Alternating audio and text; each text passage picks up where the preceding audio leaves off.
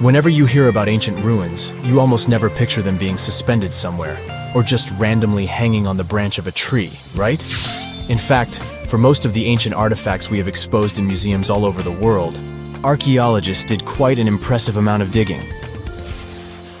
You see, buildings have this funny way of fading away over time if not properly taken care of.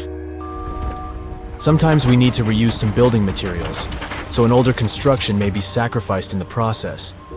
Other times houses are abandoned, and once they are exposed to the elements on the surface, like rain or sunlight, they don't really stand a chance. Some just simply crumble away due to good old erosion. So the only way a piece of architecture can survive the test of time is if it's somehow gotten buried deep down. Now, how did they end up buried in the first place? Well, it's quite the comedy of errors. Ancient cities had a habit of gradually raising their ground level like a kid adding toppings to their ice cream sundae. You see, these settlements were always busy collecting food and building materials to keep up with their ever-growing population. But hey, who has time to deal with waste and rubbish? It wasn't exactly high on their to-do list back in the day. So when it came to building new houses, ancient civilizations found it much easier to save their sweat and tears by piling up the rubble and constructing right on top. But that's not all. Rivers would also occasionally flood and deposit a layer of sediment on the city floors, further encapsulating those ancient constructions. And in those dry regions like the desert, where the wind likes to show off its sand and dust dance moves, you can bet it was a constant struggle to keep the establishments clean. One hilarious example is the Sphinx, which had its head buried in sand until a group of archaeologists unearthed it in 1817. Some ancient towns eventually got covered up because they were completely abandoned. With less human activity to control their expansion, plant seeds couldn't resist the opportunity and sprouted all over the place. They gobbled up carbon dioxide from the air and grew, adding more and more bulk to the ground. Those cheeky roots even decided to stabilize the soil made from decaying plant matter, creating layers upon layers of earthy goodness. It's like the ultimate DIY project Mother Nature embarked on, with plants as her loyal helpers. The act of digging into the secrets of ancient civilizations is not just about unearthing a lost world. It's also an epic quest to reveal the hidden treasures beneath layers of history. But how do archaeologists know where to dig in the first place? If everything is covered in layers upon layers of sediments, debris, and plant roots, they must have some sort of system they rely on before embarking on a new project, right? For starters, they're not always the ones suggesting an archaeological dig in a certain location. Let me explain. Let's say you're a contractor and you want to build a new fancy apartment complex in your city. Some local legislations have certain requirements before your project can start, though. For instance, before anyone starts building on a piece of land, they might need to bring in specialists to check the soil. These clever folks can be archaeologists, geologists, or paleontologists, and they need to keep an eye on things during development. If any artifacts or ecofacts, fancy word for organic remnants, are discovered, these experts swoop in to excavate and study them. But what about sites that have nothing to do with bulldozers and yellow hats? Archaeologists have more than one trick up their sleeves when it comes to locating ancient hotspots.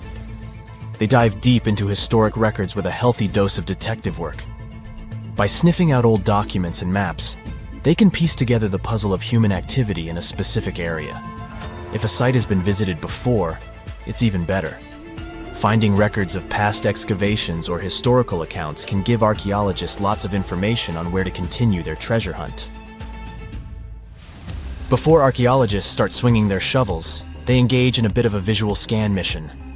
Armed with a grid system, they'll stroll around the site, keeping their eyes peeled for any artifacts that might be hiding just beneath the Earth's upper layer. From groundstone tools to historic glass and even ancient garbage dumps, yes, they're also valuable. These keen-eyed explorers can spot signs of human activity faster than most people.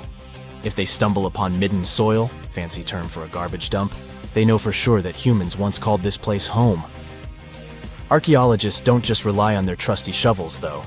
They have an arsenal of gadgets to aid in their search for hidden wonders. Geophysical tools are like their secret weapons. Take the resistivity meter, for example. This clever contraption measures the electrical component of the soil and any buried features or artifacts. A buried wall, for instance, will create a different resistivity reading than the surrounding soil. Magnetometers and ground-penetrating radar work in similar ways, showcasing potential hints of ancient treasures in the soil. And who could forget our trusty old friend, the GPS? It helps archaeologists map out precise locations, like a high-tech treasure map, leading them straight to their pot of gold. Care to virtually visit some of the most important archaeological sites in the world? Well, follow me. In the United Kingdom, for instance, you'll find this interesting place called Stonehenge. It's one of many henges scattered around, but this one really takes the cake. Picture this: massive ancient stones standing tall and proud, arranged in a funky outer ring and an inner horseshoe, with some smaller stones thrown in for good measure. And guess what? These amazing stones have been around for over 5,000 years. Talk about a serious case of rock-solid longevity. Now, here's where it gets interesting. According to local folklore, the legendary wizard Merlin whipped out his magic wand and poof! He teleported these massive stones all the way from Ireland. Apparently, some giants had assembled them there, but Merlin decided they would look much better at their new location. Others think it's just the ruined remains of an old Roman spiritual edifice. These amazing structures were built by our Bronze Age ancestors. With their simple tools and limited tech, they managed to create this monumental masterpiece. Impressive, right? Unfortunately, there's still so much we don't know about this area. Stonehenge's initial purpose remains a mystery to this day. Sure, there are lots of theories, but scientists have yet to agree on the subject. However, we do know that it's perfectly aligned to catch the sunrise during the summer and winter solstices. The ancient city of Pompeii is an equally amazing archaeological site. Picture this: Mount Vesuvius, a notorious troublemaker, decided to throw a volcanic tantrum and completely covered this ancient Roman city. It turned it into a time capsule, located outside present-day Naples in Italy. Fast forward to the year 1748, when a bunch of adventurous explorers stumbled upon Pompeii. Lo and behold, they discovered a treasure trove of well-preserved goodies: streets, houses, food. Probably a bit stale by then. Blingy jewelry, fancy sculptures, colorful frescoes, everyday household items, and even animal and human remains. It was like an epic archaeological party. From the looks of it, Pompeii had it all. Fancy houses and villas, a massive 20,000-seat arena, cute little artisan shops, hangouts like taverns. And let's not forget the saucy spots like those luxurious bathhouses for some intense pampering. There's also the sanctuary of Apollo, where people used to gather for their daily dose of worship. And of course, the bustling heart of the city, the Forum of Pompeii, where all the cool people used to hang out. And guess what? Pompeii is so cool that it made it to UNESCO's World Heritage List back in 1997. That's like the ultimate Hall of Fame for historical awesomeness. It also includes many other famous buildings and sites, like the Taj Mahal in India and the Acropolis of Athens in Greece. 2 centuries ago, a 31-year-old Frenchman stormed into his brother's office in Paris. He had only one thing to share. "I've got it!" The man was so excited that he immediately collapsed. He spent the next 5 days in bed recovering his health. Who was this mysterious person, and why was he so thrilled? Jean-François Champollion made one of the greatest scientific breakthroughs in human history. He had cracked the code of Egyptian hieroglyphs. This enabled scientists to finally unravel the secrets of this ancient civilization. They weren't able to read hieroglyphs for nearly 2,000 years. After the Romans took over Egypt, the intricate writing system slowly faded away from people's minds. The last of the hieroglyphic texts date back to the 4th century. For thousands of years, Egyptians used images to show their lives. But the knowledge of how to read these pictures was lost to modern science. The story of hieroglyphs began in 3250 before current era. That's when ancient Egyptians developed writing. Their motivation was to better organize the distribution and storage of goods. One of the earliest examples is a ceramic jar that had an inscription in black ink. There were 2 major writing systems. The first were the hieroglyphs, which literally means sacred carving. Egyptians carved hieroglyphs in stone on temples, tombs, and similar monuments for 3,000 years. They present a system of pictorial texts. A pictograph is a picture or a drawing that stands for an idea of a word. It's a precursor to the true writing as we have it today. For example, when Egyptians wanted to write ibis, they would draw a small image of the bird. Hieroglyphs can be found on walls. They were a formal way of writing. The other writing system was hieratic. Egyptians mostly used it when writing on papyrus. That's an early, thicker form of the paper we have today. It soon evolved into demotic. This improved version became the most common writing systems in ancient Egypt. Then, in the early 4th century BCE, Alexander the Great took control of Egypt. This was the time when the Greek Ptolemaic dynasty ruled the country. You've probably heard of the last ruler of this dynasty, Cleopatra. During her time, Egyptian Demotic and Greek were used side by side. The two started mixing, and by the year 100, a new language emerged, Coptic. It slowly replaced the ancient writing system. Only Egyptian priests used hieroglyphs for the next couple of centuries, and then their meaning was lost to history. But not forever. Arabs were the first who tried to solve the mystery of the hieroglyphs. Medieval travelers came across these strange symbols and wanted to understand their meaning. They consulted speakers of Coptic and translated text from Greek and Latin into Arabic to break the code of the hieroglyphs. During the Renaissance, Europeans also became fascinated with the legacy of ancient Egypt. Scholars from the Old Continent believed that hieroglyphs were a group of symbols as opposed to a written language.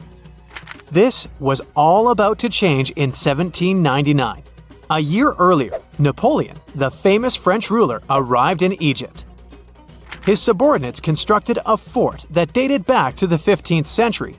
Rashid, or Rosetta, was a port town in the northeast of Egypt, near Alexandria. One section of the old fortification wall contained an interesting slab inside. The stone tablet was made of a granite-like rock. It was just 40 inches high and 30 inches wide. It contained 3 distinctive sections of text carved into it. The letters were in 3 scripts and 2 languages: hieroglyphs, Demotic, and Greek. It was a fragment of a larger ancient stela. These are upright stone slabs that are used to dedicate to a person or an event, but the one from Rosetta was damaged. 2/3 of the hieroglyphic text on the top was missing. The bottom Greek text lacked a cornerstone. The only fully preserved section was the writing in Demotic in the middle of the slab. It eventually ended up in the British Museum. The scientific community was intrigued, and the race was on to decipher it. Prints and casts of the slab went out all over Europe. Scholars already knew ancient Greek, so in theory, this shouldn't have been so hard. The first people who saw the Rosetta Stone thought the process would take 2 weeks. In the end, it took 2 decades. The main issue was the fact that hieroglyphs and spoken ancient Egyptian didn't have a connection anymore. Scientists didn't know what sounds the letters on the slab corresponded to. Imagine if English disappeared 1,000 years in the future. Then someone finds a tablet with the word dog. At first, they wouldn't know how to read the word or the individual letters. Even if they figured out how to pronounce the word, they wouldn't know its meaning. This is what linguists were dealing with in the case of the Rosetta Stone.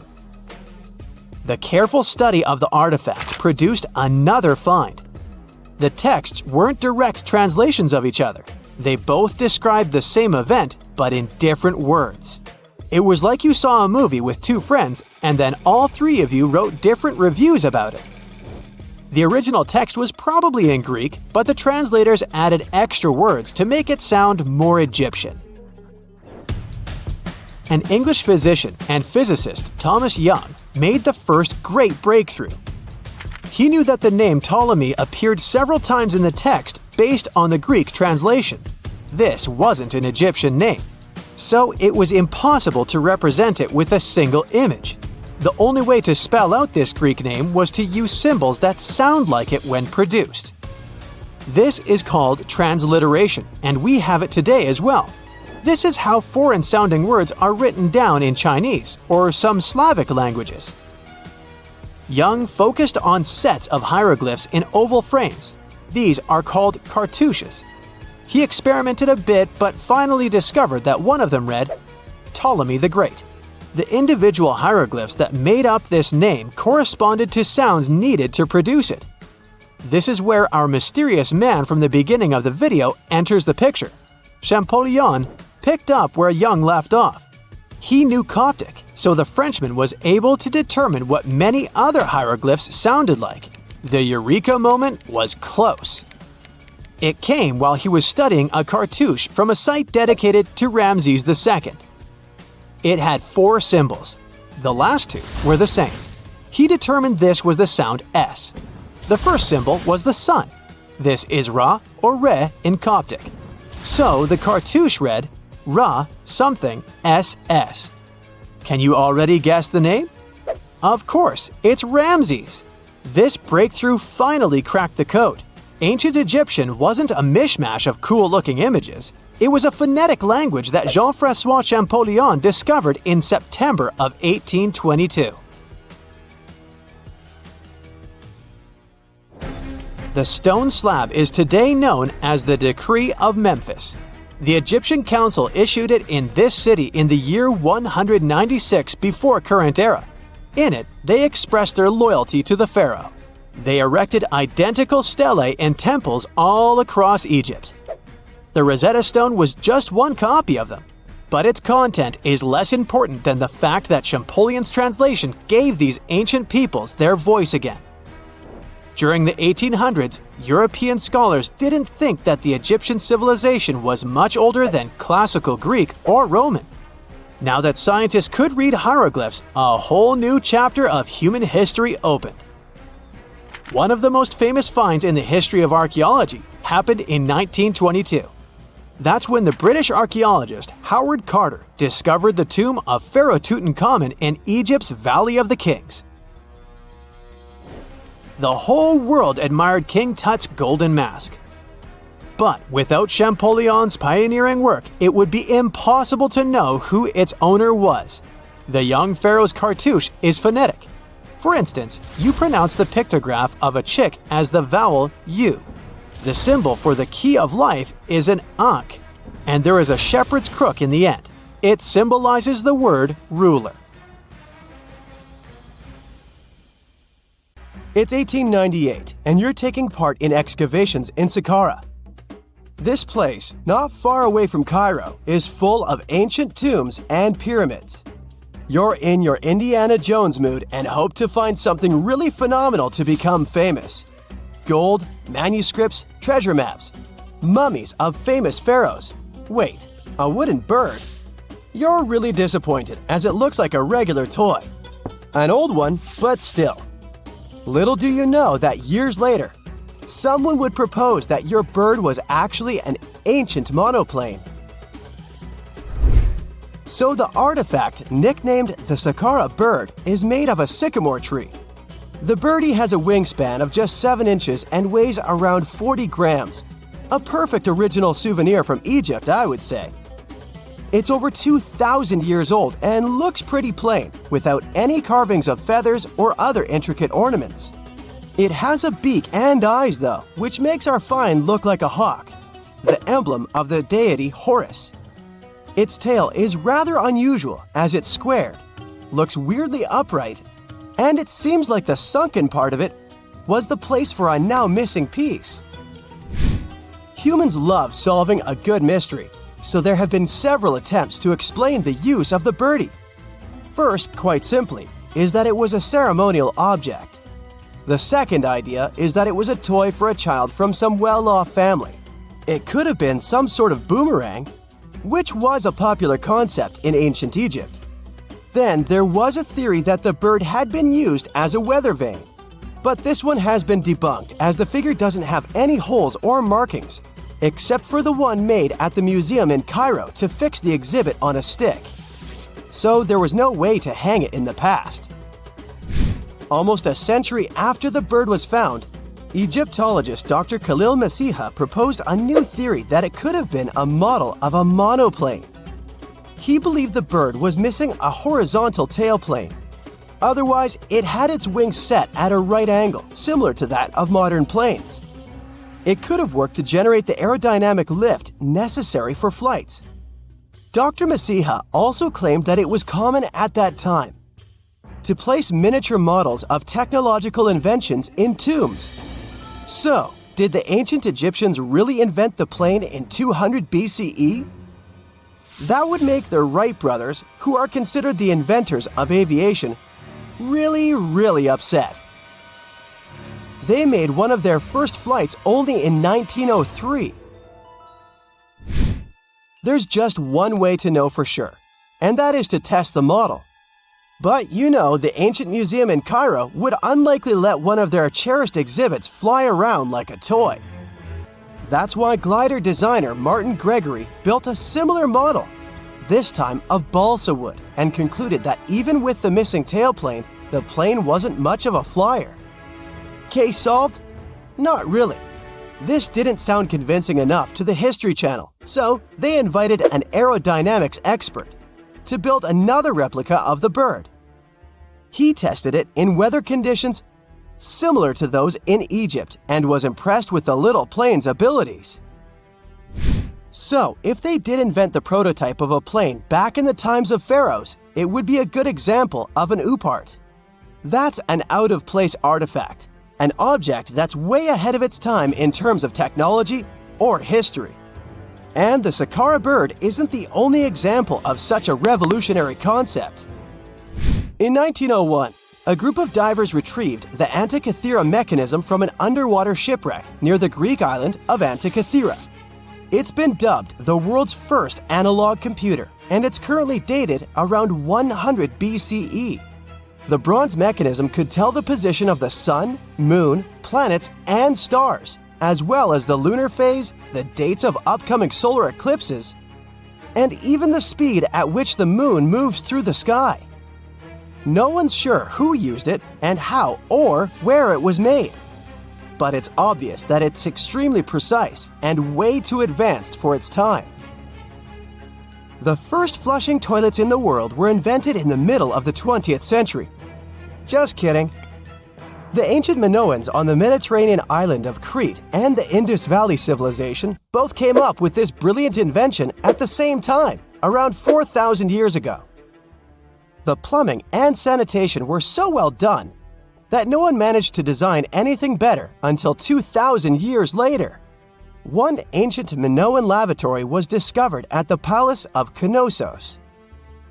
It looks like it had a wooden seat set over a tunnel that directed water from a rooftop reservoir to an underground sewer. Other varieties got water from jugs. Only the super rich people could afford all this glory. So if you wanted to shop for real estate back then, the flushing toilet would be a telltale sign you were in the rich neighborhood. Automated doors became a cool, seemingly new invention back in 1931. But the technology behind them is actually much older. Think the 1st century CE old. Mathematician and engineer Heron of Alexandria came up with a hydraulic system to open and close temple doors. To bring it into action, you need to light a fire to produce heat. There was a brass pot under the fire, half filled with water. The inventor connected the brass pot to containers that acted as weights. When the fire was burning, the water moved into the containers.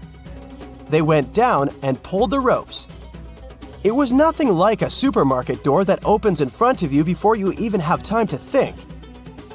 Heron's door took hours to open, and there was no way to stop the process. That's why they only opened the doors once a day before people entered the temple, to add some mysticism at the temple during ceremonies. Spooky. Looks like the first ever battery was invented in Baghdad around 2,000 years ago. A German archaeologist found this oval-shaped clay jar in 1938. Scientists are still not sure what purpose it served and who exactly invented it, There is a theory that it was used for electroplating objects with precious metals. When they filled it with a weak acid like vinegar, the battery produced around 1 volt of electricity. Another theory says it was a vessel for sacred scrolls. Would you like to buy contact lenses designed by Leonardo da Vinci himself? In 1508, he invented a glass lens with a funnel on one side. You were supposed to wear it with water inside to improve your vision. Sounds a bit uncomfortable, doesn't it? So, around a century later, French scientist René Descartes decided to improve the idea and make the cornea contact the future lenses. Contacts because they contact your eyes, get it? The glass tube with liquid did help improve vision, but blinking was sadly impossible. 2.5 centuries later, new technologies in the glass industry let scientists design contacts that would fit in the eye and even let the wearer blink. Thanks, guys! Still, those lenses were made of heavy blown glass and didn't let the eye breathe. About 50 years later, contacts became plastic, lightweight, unbreakable, and scratch-resistant, but still covering the entire eye. And then, in 1948, an English optical technician accidentally sanded down a plastic lens and figured out they'd still be in place even if they covered only the cornea. Imagine you're living in 19th century London and need to send a message to New York.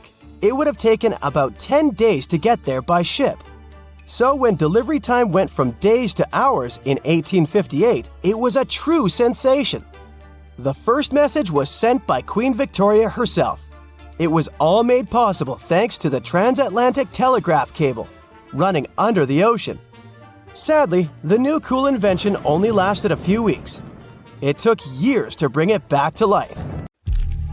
When you hear the word mummy, you might get a chill down your spine.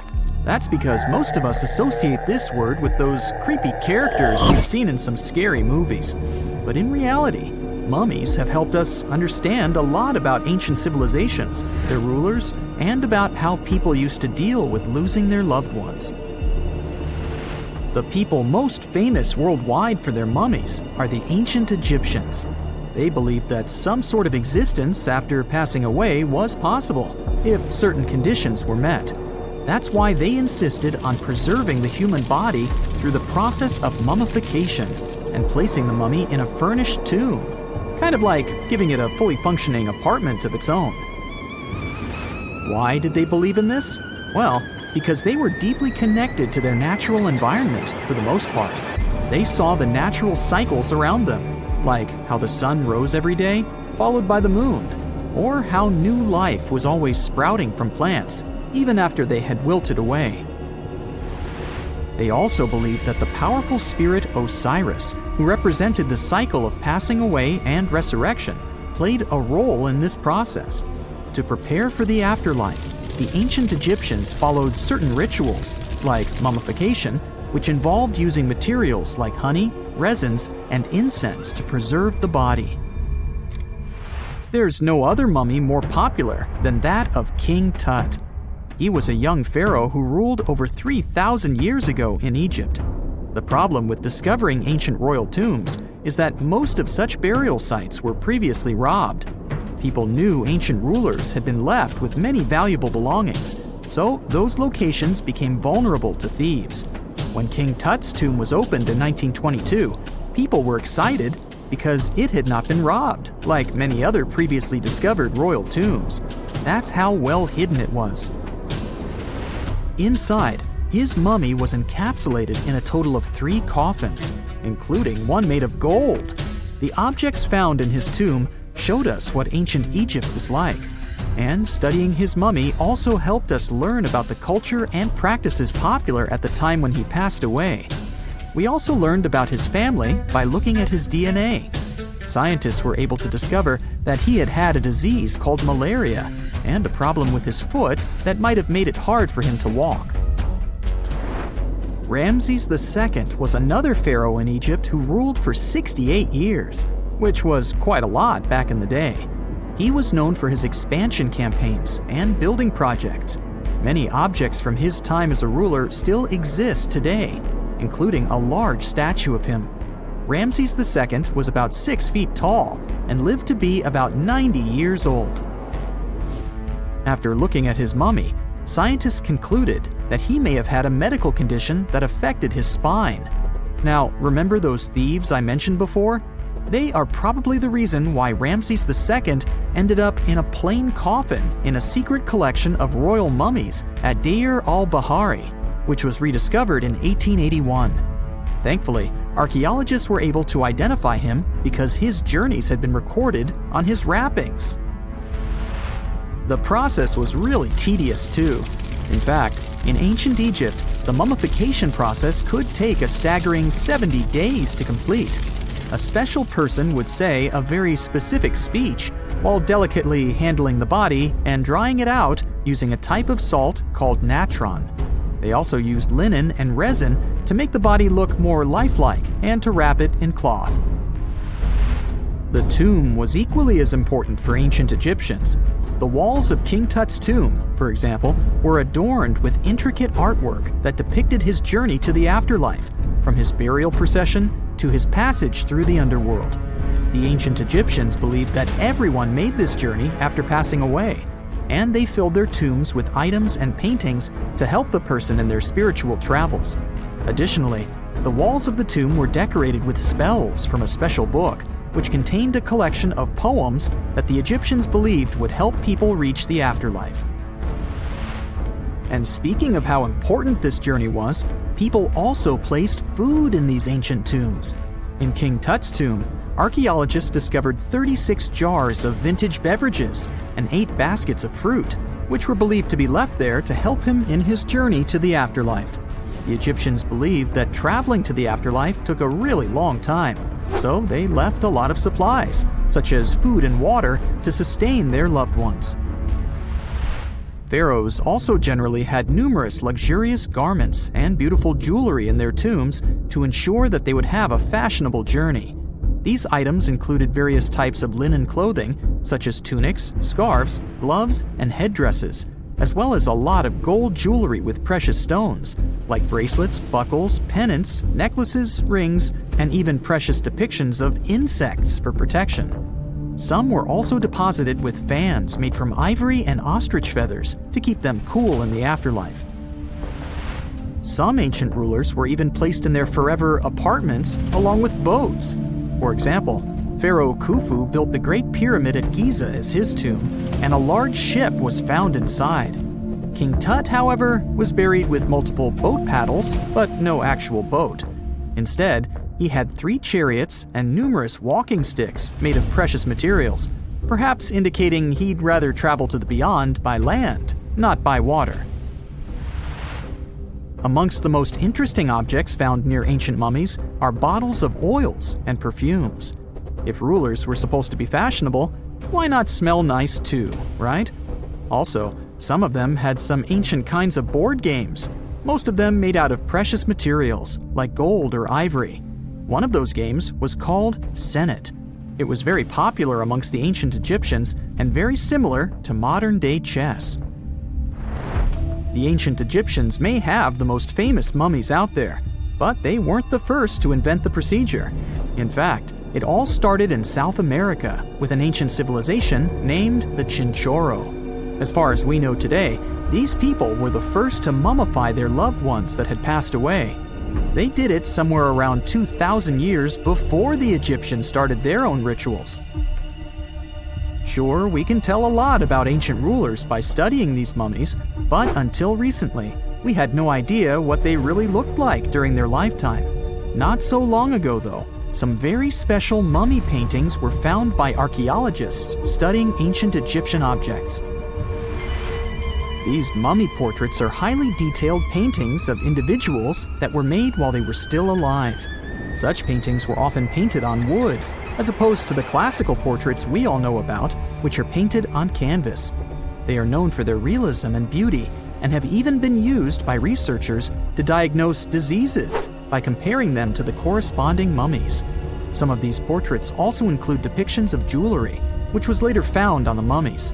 The recent discovery of these mummy portraits in Central Egypt is significant, as it marks the first time in over a century that such paintings have been found. Mummies appeared all around the world naturally, too. Mummification can occur without people intervening because of natural conditions, like extremely cold or hot environments, places with a lack of oxygen, or accidental exposure to chemicals that preserve the body. These conditions don't allow bacteria to grow, resulting in the body remaining more or less intact. Famous Otzi was one of these mummies. We know today he was a man who lived around 5,000 years ago in Europe. But upon his discovery in the Alps in 1991, Austrian authorities initially believed that he was a modern mountaineer because of how well preserved the body was. However, after the Iceman was removed from the glacier, it was determined that he was actually from the Copper Age. The year is 1923. Two teenagers sneak out of their homes in the middle of the night in Florida City. Rumor had it that an old man was building a rock castle by himself. But every time someone tried to see what the old man was doing, he would stop working. The curious teens managed to sneak into Ed's backyard and saw something they could later describe as magic. They recalled seeing rocks moving around like helium balloons. The old man was moving up to 30 tons of stone by himself to build his castle.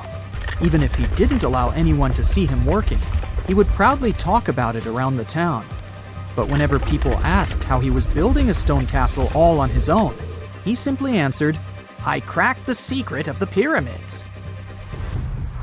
This story begins in Latvia, Edward Leedskalnin's home country. Edward was born in a small village on January 12, 1887. He was born in a family of stonemasons, which is probably where he learned ancient techniques of building. However, he grew up as a sickly boy, which meant he could never carry much weight or undergo heavy physical activity. At the age of 26, an unfortunate turn of events determined Ed's fate. The love of his life broke off their engagement, and heartbroken Ed decided to move to the United States. He lived in a couple of American states before finally moving to Florida, where his life's adventure started. Ed spent years searching for the right spot of land to build his dream house. He always rejected good farmland. When people wondered why, he only smiled. Finally, when he bought land of his own, it was deemed terrible by his close friends. The soil was bedrock. He could neither plow nor farm it, but it seemed perfect for what he was seeking to build. Ed's close friends would often describe him as eccentric. When asked why he wanted to build a house, he would only say, "It's for my sweet 16. Someday she's coming back." Then, he changed the topic of the conversation. It took Ed about 30 years to finish Coral Castle, and he did it all by himself. He would only work under the cloak of night and never let anyone see what he was doing. The completed Coral Castle embodies a number of unsolved mysteries. If you were to visit the site back then, you'd have to go through a 9-ton, 8-foot-tall revolving gate door that even a kid could push with just one finger.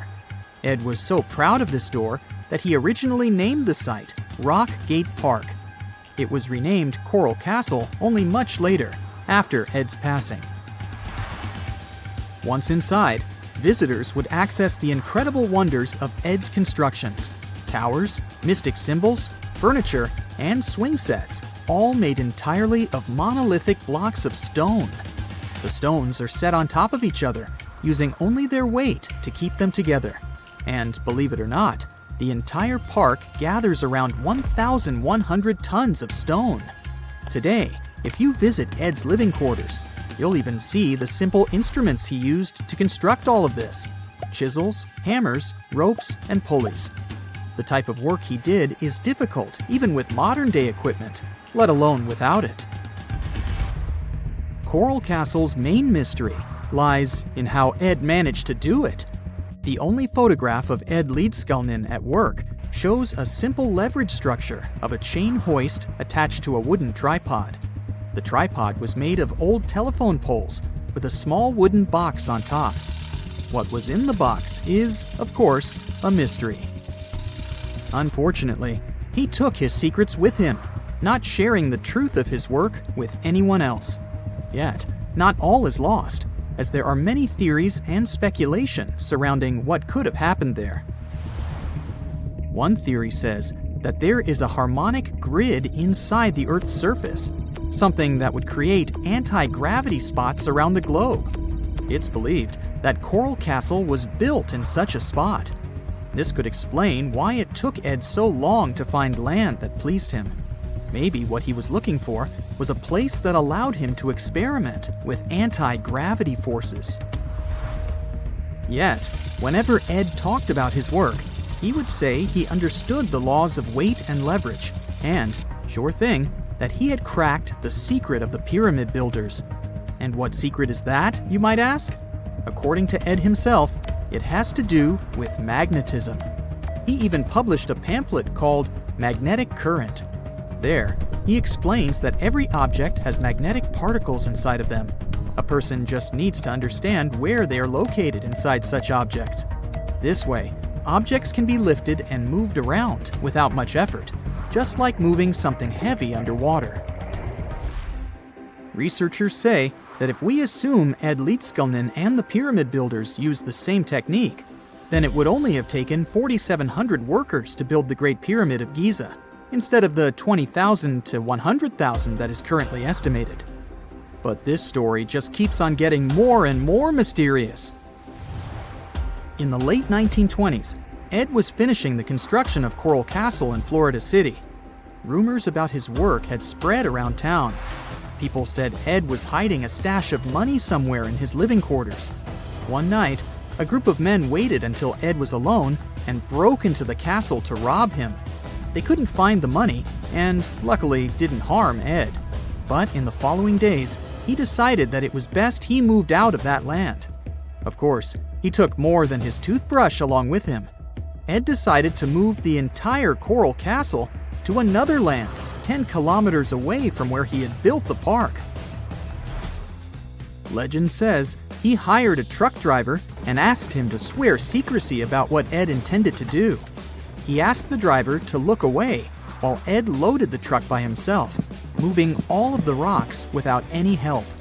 With the truck loaded, Ed and his castle moved to Homestead, Florida, where the park is located until this day. In 1986, a group of engineers from Florida University was called to try to fix the park's gate entrance, the 9-ton revolving door that Ed was so proud of. They arrived with plenty of modern-day equipment, including a 20-ton crane. When the engineers took the door down, they noticed that Ed had used a strange circular stone at the bottom of the revolving door. The engineers couldn't understand how this frisbee-sized rock could withstand 9 tons of weight without breaking into pieces. They sent the rock to the geology department at the University of Florida, but the geologists simply returned the rock, saying they couldn't find a match of this rock in their databases. They couldn't determine its origin. The engineers put the 9-ton gate back into place, trying to use other techniques. At first, it didn't work without the base rock Ed had originally used. So, they had to cut the gate rock to make it work as a revolving door once again, proving that modern-day technology couldn't replicate what Ed had done single-handedly. Fast forward to 2011, and another man claimed to have cracked the code of the pyramid builders and Ed Leedskalnin himself. Wally Wallington, a retired construction worker from Lapeer County, Michigan, has managed to build using similar techniques to those used by Ed. Wallington is known for having built his personal Stonehenge in Michigan. He is said to have used simple machines, such as levers and counterweights, moving around multi-thousand-pound concrete blocks. Unlike Ed, Wallington has shared his techniques with the public. Multiple videos are showing the clever engineering he built from very simple materials. It sure is impressive. The man has moved his entire barn into another property just with the help of simple tools. However, there is no way to prove that these were the same techniques used to build Coral Castle. To this day, the secrets of Coral Castle haven't been unraveled. But hey, we can always keep trying to solve it.